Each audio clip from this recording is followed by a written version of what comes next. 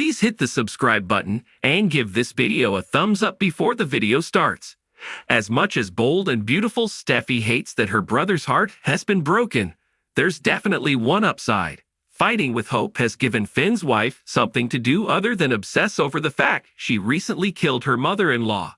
While that story seems to have been backburnered for the moment, something tells us that Steffi's not quite out of the woods yet where Shyla is concerned. I can't say much, Jacqueline Messina's Wood teases us, but I will say that this situation is nowhere near over. It seems pretty unlikely that the police are going to just ignore what went down between Steffi and Shyla, especially given what had come before. On the one hand, Shyla gunned down both Finn and his wife, which certainly gave Steffi plenty of reason to be terrified when the madwoman showed up at her house that dark and stormy night. But then there's the fact that on more than one occasion, Steffi made it very clear that she wanted Shyla dead. Is she worried that the police might show up one day to arrest her? She worries about it, Sure acknowledges. Ridge assures her it was self-defense and says she has nothing to worry about.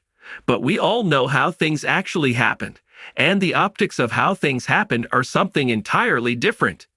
In other words, Steffi could definitely still wind up in big trouble, especially if a particular piece of the puzzle doesn't fit Steffi's narrative regarding what happened that night.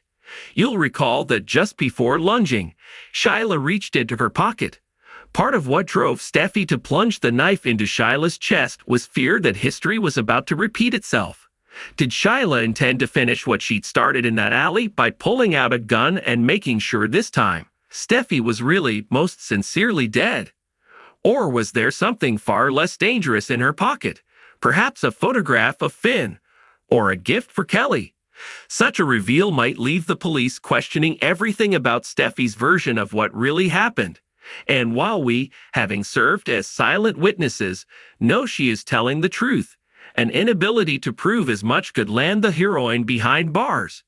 Should that happen, Wood is pretty sure she knows exactly what life would be like in the big house for her altered ego.